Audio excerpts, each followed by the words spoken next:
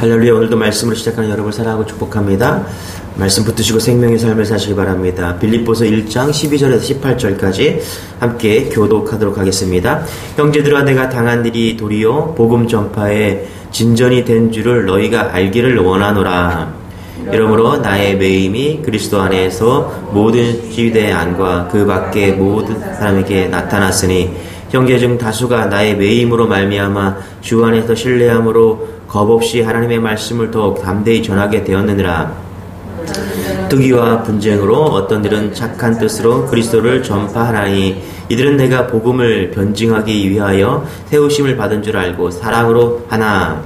그들은 나의 매임에 괴로움에 당하게 할 줄을 생각하여 순수하지 못하게 다툼으로 그리스도를 전파하느니라.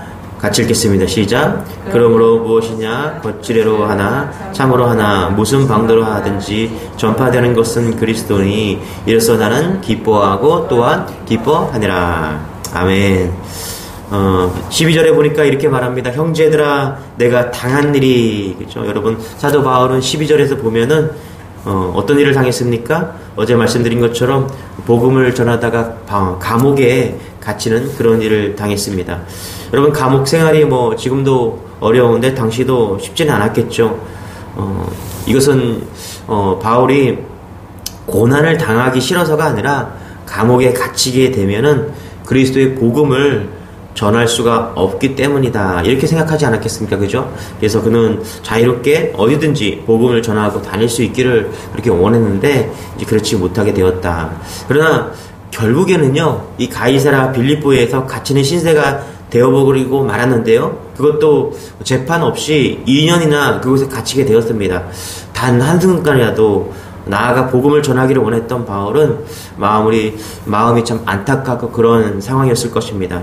자, 바울은요, 빌립보서 3장 7절에서 9절에 보면은 자신의 모든 유익했던 것들을 배설물처럼 버리고 이방인 전도에 나선 바울로서는 이게 복음을 전하는 행보에 있어서 상당히 어려운 그런 고난을 맞았다, 이렇게 해석할 수가 있다라는 거예요.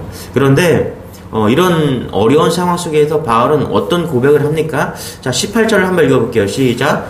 그러면 무엇이나 거칠애도 하나 참으로 하나 무슨 방도로 하든지 전파되는 것은 그리스도니 이로써 나는 기뻐하고 또한 기뻐하리라.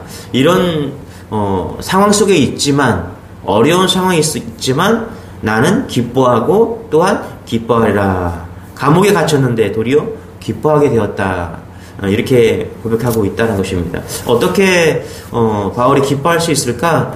1절에서 보면 뭐라고 그래요? 그리스도 예수 안에 있다라고 이야기를 합니다. 그리고 오늘 본문에서도 그는 중심을 놓지 않습니다. 13절에 같이 한번 읽어볼게요. 시작. 이러므로 나의 매임이 그리스도 안에서 모든 시위대 안과 그 밖의 모든 사람에게 나타났더니. 여러분, 이게 바울의 핵심이죠. 그리스도 안에 있다. 여러분, 우리가 신앙생활 할 때 예수 그리스도 안에 있는 여러분 되시길 바랍니다. 그리스도 밖에 있지 마십시오, 여러분. 그리스도 밖에 있으면 신앙생활 하는 게 아닙니다, 여러분. 우리가 해야 될 일은 그리스도 안에 있는 거예요.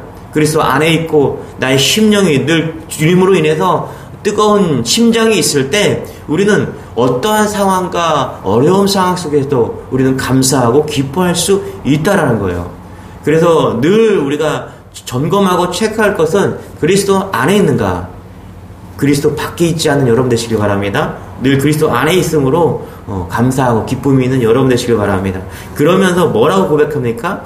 12절에 같이 한번 읽어보시죠. 시작. 형제들아, 내가 당한 일이 도리어 복음 전파에 진전이 된 줄을 너희가 알기를 원하노라. 그렇죠? 내가 그리스도 안에 있으면 도리어 그리스도 밖에 있는 게 아닙니다, 여러분. 그리스도 안에 있어야 돼요. 어떤 성도가 그래요. 예수 믿고 나서 이제 대충 믿은 거죠. 그죠? 예수 잘 믿는 게 아니에요. 이제 교회 다니기 시작했는데, 목사님 저도 교회 다니고 그러는데 인생이 좀 도리어 좀 풀려야 되지 않겠습니까? 그렇죠? 대박 한번 나야 되겠지 않겠습니까? 예수 믿으면 대박 나려고 생각하는 사람이 있어요. 여러분, 하등에 상관이 없습니다. 신앙이나 그런 분들이랑. 내 인생이 쪽박 인생이었는데 대박 인생으로 바뀌었다. 내가 내 인생이 예수 믿으면 로또 산 것처럼 그렇게 바뀐다. 여러분 하등에 상관이 없다라는 거예요. 중요한 것은 이런 놀라운 일들이 어떻게 일어날 수가 있는가, 어려운 가운데서 어떻게 기뻐하는 일이 일어날 수 있는가, 그것은 그리스도 안에 있을 때입니다. 그리스도 안에. 지금 바울이 이런 놀라운 사건과 역사와 성령의 역사, 이런 모든 일들은요, 그리스도 안에, 믿음 안에 있을 때 일어나는 사건을 놓치면 안 됩니다.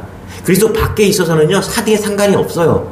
뭐 그런 일이, 인생이 바뀌는 일이 일어났어도 그거는 그냥 운이에요, 재수예요. 그런데 그리스도 안에 있을 때 이런 놀라운 일이 일어난다는 거예요. 그래서 초신자들이 나도 예수 믿으며 내 인생이 좀 바뀌어야 되는데, 믿음과는 전혀 상관이 없는 일이라는 것이죠. 보십시오. 철저하게 믿음 안에서 모든 일이 기록되고 있다는 것입니다. 도리어, 여러분 신앙이란 무엇입니까? 여러분 도리어예요, 도리어. 그리스도 안에 있으면 놀라운 일이 일어납니다. 우리가 복음으로 살아갈 때 도리어예요, 도리어. 하나님은 누구십니까? 하나님은 한마디로 도리어예요, 도리어. 도리어는 우리 생활을 완전히 바꾸어 놓는 거라는 거예요. 그게 신앙이고 그게 하나님이고 그리스도 안에 복음으로 살아갈 때 나타나는 현상이라는 것입니다. 자, 보세요. 여러분 실제로 바울은 2년 정도 감옥에 갇혔죠. 당시에 로마 감옥은요, 로마의 근위대 병정 하나가 이렇게 나와서 바울과 함께 사슬이 묶입니다. 이렇게 1대1로 묶이는 거예요. 그리고 일정한 시간이 되면은 이제 또 다른 사람과 교대를 합니다. 그 묶인 사람이. 그러면 둘이 묶여 있잖아요. 무슨 이야기 하겠습니까, 여러분? 예? 바울에게 묻겠죠. 당신 어쩌다가 여기 오게 됐냐고. 그 사람은 바울을 묶는다고 묶었지만은 그 사람이 바울에게 묶이는 겁니다. 하루 종일 바울의 간증을 들어야 되는 거예요. 도망갈 수도 없고요. 복음을 듣는 거예요. 그러다 보니까 어떻게 돼요? 이 바울이라는 사람이 죄가 없구나. 이 바울이라는 사람이 복음을 전하다가 지금 죄가 없는데 복음을 전하다가 여기에 들어갔구나. 여러분, 복음을 전하는 게 죄입니까? 시대를 다 떠나서요, 복음을 전하는 것은 죄가 아닙니다. 죄처럼 만든 그 나라의 법이 문제인 것이죠. 그렇지 않습니까, 여러분? 우리가 예배 드리는 게 죄입니까? 죄 아니잖아요. 그렇죠? 그러니까 이게 도리어라는 거예요, 도리어. 그러니까 도리어 바울이 감옥에 갇히게 되었지만은 거기 안에서 복음을 전하게 되었다. 여러분, 시위대란 황제를 호위하고 감옥에 갇힌 죄수들을 감시하고 로마 도성을 경비하는 특수부대, 그런 정도 되는 거예요. 근위대 정도는. 그죠? 근위대고 시위대입니다. 바울이 아무리 전도를 열심히 하더라도요, 이런 시위대원들이나 근위대는요, 전도를 할 수가 없어요. 그런데 시위대 감옥에 갇혔기 때문에 전도를 하게 되었다는 것입니다. 13절에 보니까 나의 매임이, 그쵸?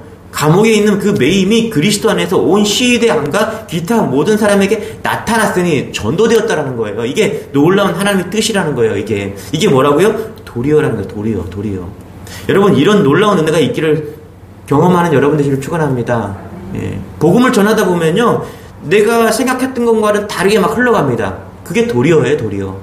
그래서 복음이 전해지고 예수를 믿게 되고, 바울을 신문하는 검사나 재판관들, 시위대 감옥에 들어가 왔다 갔다 나갔다 하는 많은 죄수들, 그 중에는 정치범들이 얼마나 많았겠습니까? 그들에게 전도하게 되었다라는 거예요. 복음이 전하게 되었다라는 것이죠.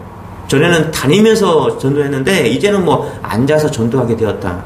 이게 놀라운 도리어의 신앙이라는 것입니다. 여러분, 그 결과 어떤 일이 벌어진지 아십니까? 이게 놀라움이에요. 로마 지도청의 많은 사람들이 예수 그리스도에게로 돌아오는 역사가 나타나게 되었다라는 거예요. 그래서 기독교 박해사를 살펴보면요, 로마의 여러 황제들이 기독교인들에게 무자비한 박해를 가하다가 갑자기 로마가 기독교를 국가로 공인해버립니다.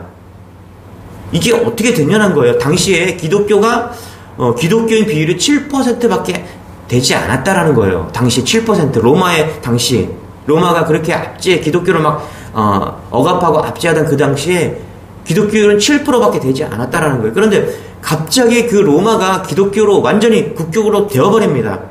여러분, 여러 가지 이유가 있지만 그 중에 제일 큰 이유가 뭐냐면 로마 권력층이 예수를 믿었다라는 겁니다. 빌립보서 4장 22절에 보면 사도 바울은 빌립보 성도들에게 로마 교회 교인들이 인사를 전합니다. 4장 22절에 로마 교인 모든 성도들에게 전하는 거죠. 너희에게, 빌립보 성도들에게 문안하되 특별히 가이사의 집사람 몇 명이라. 여기서 가이사의 집사람 몇 명이라 이게 뭐예요? 황제의 친척들 내지는 로마 황궁에 있던 고관 대작들을 지금 지칭하고 있다라는 거예요. 그만큼 복음으로 강하게 뜨거워졌다라는 거예요. 황제의 친척을 믿고 황제의 어머니와 딸이 믿고 나중에 황제도 예수를 믿게 되었다. 사도 바울과 함께 하신 예수님께서 감옥에 갇힌 사도 바울에게 이 비밀을 알게 하신 것입니다. 그러니까 바울이 어떻게 해요? 그 일을 알게 되니까 기쁜 거죠. 야, 이게 하나님의 정말 뜻이구나. 하나님은 도리어시구나. 하나님은 도리어 놀라운 일을 행하시는구나. 걱정하고 있는 빌립보 교인들에게 이 비밀을 막 전하니까 얼마나 기쁜지 모르는 거예요. 내가 감옥에 갇힌 것이 이런 것이고 내가 이렇게 되어서 시위 군병들이 로마 고위 관직들이 예수를 믿게 되었다. 놀라운 일이 지금 벌어지고 있는 것입니다. 여러분, 하나님은 우리와 함께 하시면요 다릅니다. 한 치 앞도 볼 수 없는 존재들이지만 하나님은 과거, 현재, 미래를 다 알고 계시는 분이시고요. 그래서 우리가 복음으로 살기를 원하고 복음으로 나아가면요 우리 삶 속에 이렇게 놀라운 일들이 도리어 나타나게 된다는 것입니다. 여러분, 이런 도리어 신앙을 여러분이 경험하는 여러분 되시길 바랍니다. 제가 전에 몇 번 간증한 적이 있는데 전에 교회에서 인쇄소를 운영하던 그런 집사님이 계세요. 두 분이 뭐 말도 없으시고 되게 선한 분이세요. 정말 너무너무 좋은 그런 집사님 부부셨습니다. 젊은 그런 부부셨는데 인쇄소를 운영하는 그런 부부였어요. 그런데 어느 날 그 인쇄소에 불이 난 거예요. 불이 났으니까, 인쇄소에 불이 났으니까 얼마나 잘 타겠습니까? 다 종이고 뭐 기계들이니까, 인쇄 복사기 이런 것들이니까. 이제 새벽 기도 끝나고 가보니까 그 인쇄소가 그냥 새카맣게 다 탔어요. 그 하였던 인쇄소가 불이 나니까 그냥 새카맣게 다 탔어요. 뭐 소방차가들이 와서 금방 끄긴 했는데 새카맣게 그냥 작은 그런 인쇄소가 다 타버린 거예요.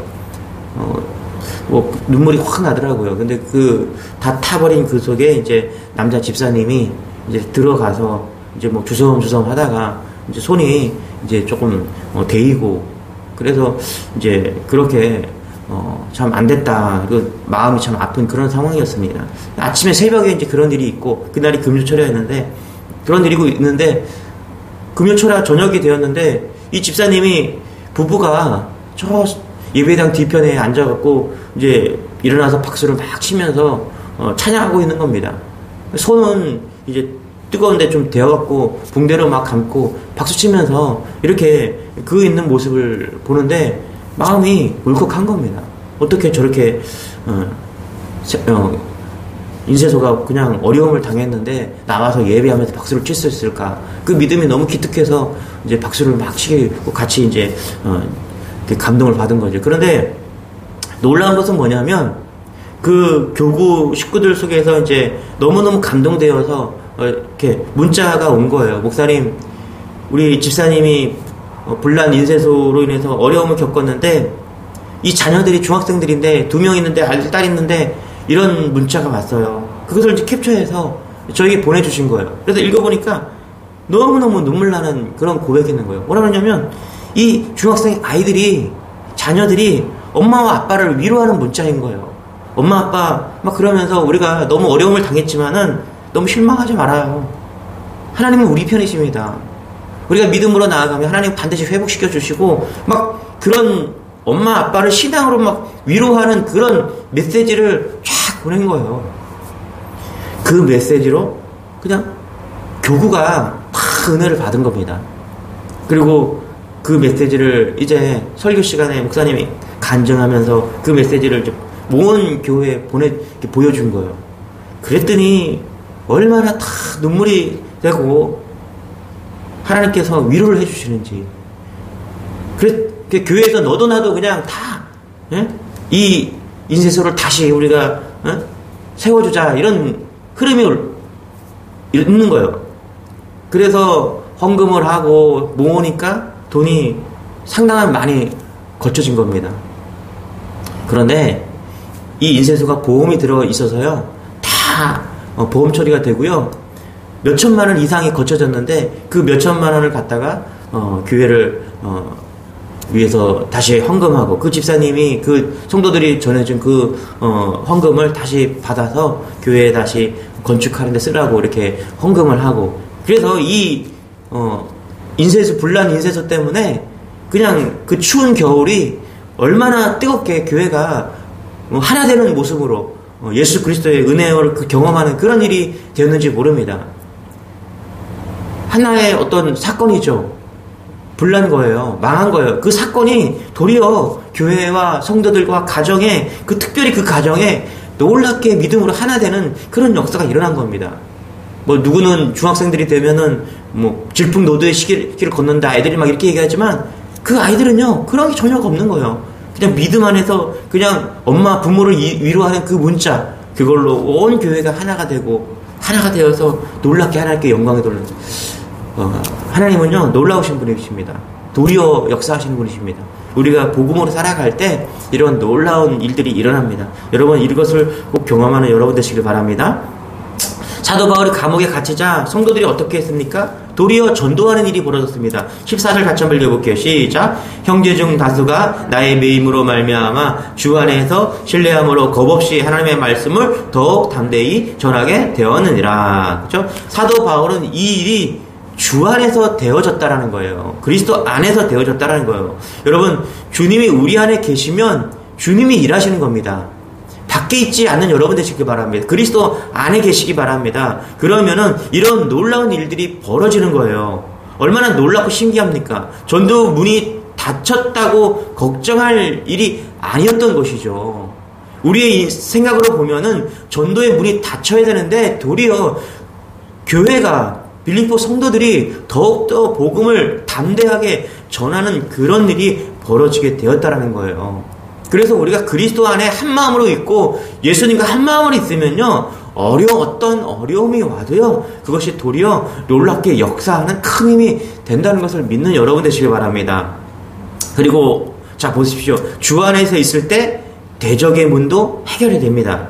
자 이제는 바울 대신에 내가 나서야지 그런 이 사람들이 있었어요. 15절에 보니까 투기와 분쟁으로 그리스도를 전파하는 사람들. 16절에 나오는 뭐라고 그래요? 16절에는 바울의 매임에 괴로움을 더하게 할 줄을 생각하여 이렇게 뭐 순수하지 못하게 다툼으로 그리스도를 막 전파하는 그런 여러 가지 사건들이 교회 안에 있었던 것을 우리는 볼 수가 있는 거예요. 그런데 그런 모든 문제들이 다 해결되고 도리어 복음을 전하는 그런 강력한 교회가 되었다는 것입니다. 놀라운 것이죠. 여러분 사도 바울이 이런 사람들 때문에 괴로워할 때도요 예수님을 바라보다가 결국에는 전해지는 것이 그리스도의 복음이라면 괴로워하거나 힘들어하고 이럴 필요가 없다는 거예요.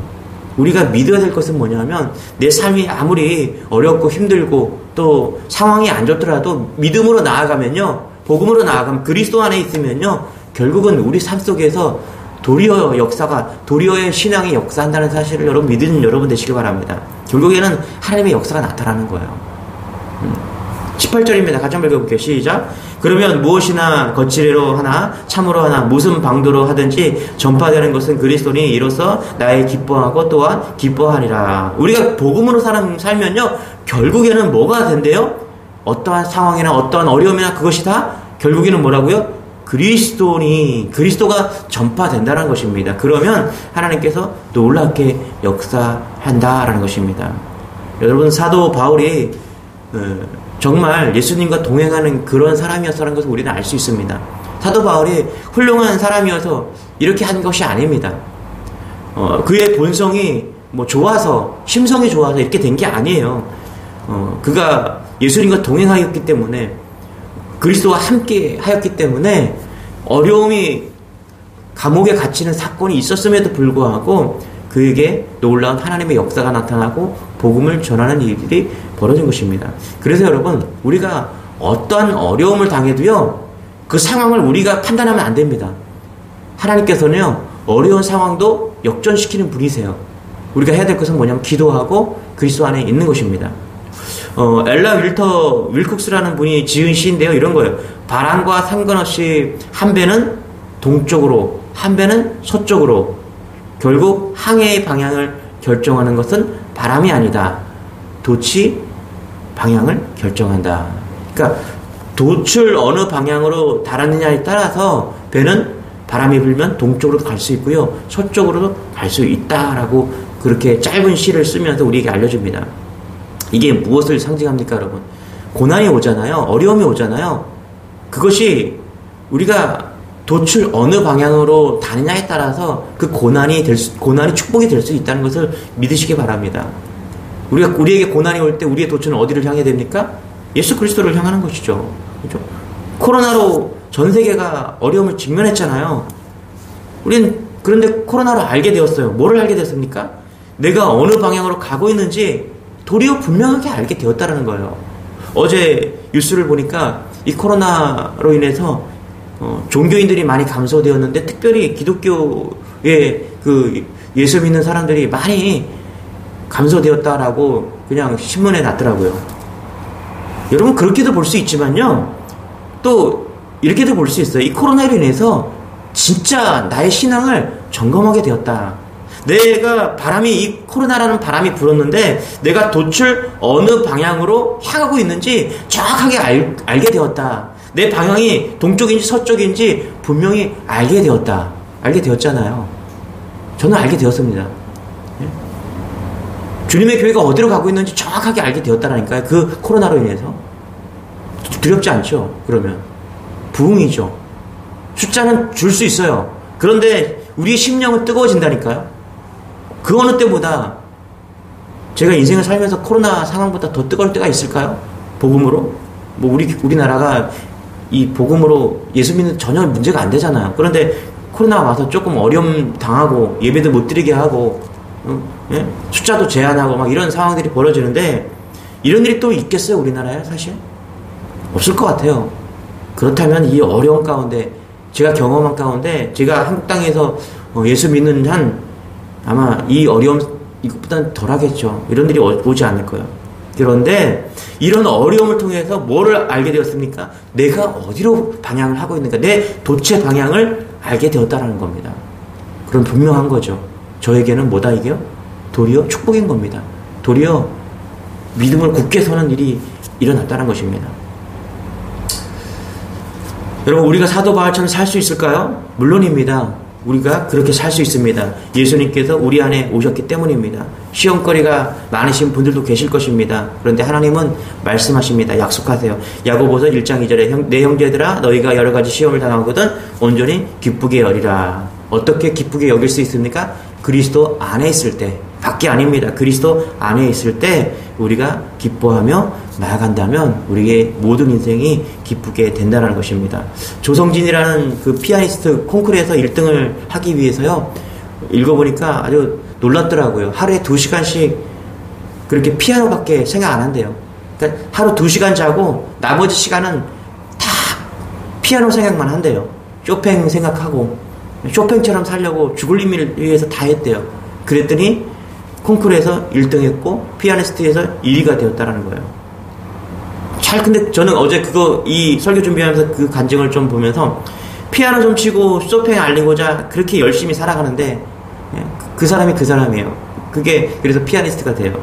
근데 나보다 더 중요한 예수를 고백한다면, 내가 정말 예수 믿고, 내가 예수 아니면 아무것도 아닙니다, 예수로 충분합니다, 뭐 이런 고백을 했어요. 그런데 느낀 거죠. 피아노 치는 사람도 저렇게 1등 하려고 그냥 애를 쓰고 노력하고 하루에 2시간밖에 잠을 안 자고 쇼팽처럼 막 그냥 그렇게 살려고 막 자기가 쇼팽처럼 된 것처럼 쇼팽처럼 살아가려고 먹는 거 입는 거 생각하는 거 다 쇼팽처럼 생각을 하는 거예요. 그래서 결국 1인자가 됐어요. 그런데 부끄러운 거예요. 내가 예수 믿고 목사하고 그런데 나는 정말 그렇게 살아가고 있는가. 여러분, 피아니스트도요, 쇼팽처럼 살아가려고 죽을 힘을 다합니다. 우리 예수 믿는, 이게 진리잖아요. 그렇죠? 다 됐잖아요. 더한 게 없잖아요. 이거보다요. 더 필요한 게 없잖아요. 우리 그렇게 고백할 수 있잖아요. 그렇다면은 그리스도 안에서 놀랍게 역사함으로 살아가셔야죠. 여러분, 그런 은혜가 우리 안에 있기를 소망합니다. 그리스도 안에 있습니다. 그리스도 안에 있으면 어떤 상황이 오더라도 하나님의 우리를 쓰십니다. 그것을 간증하고 역사를 우리가 증거하는 그런 여러분 되시기를 축원합니다. 기도하겠습니다. 주님, 감사합니다. 우리를 자녀 삼아주시고 예수 믿게 하여 주시니 감사합니다. 그리스도 안에 있게 고백하게 하시니 감사합니다. 코로나로 우리가 분명히 우리가 어디로 향하고 있고 어디로 가고 있는지 알게 되었습니다. 우리의 돛이 누구를 향하고 있는지 다시 한번 점검하게 하시니 감사합니다. 상황과 환경 속에서 하나님 도리어 신앙으로 나아갈 때 도리어 신앙의 고백을 할 수 있도록 은혜를 더하여 주셔서 놀랍게 오늘도 주의 영광을 드러낼 수 있는 그런 믿음의 그런 권속들이 다 될 수 있도록 우리 삶 속에 함께하여 주옵소서. 부디 우리 주님의 교회 모든 성도들이 그리스도 밖에 있는 것이 아니라 그리스도 안에 있는 그런 놀라운 은혜를 경험할 수 있는 믿음의 고백할 수 있는 그런 성도들이 될 수 있도록 은혜를 더하여 주옵소서. 감사드리며 예수님의 이름으로 기도드리옵나이다. 아멘. 우리 말씀 붙드시고 그리스도 안에 있는 그런 믿음을 달라고 우리 주 한 번 외치고 기도하겠습니다. 주여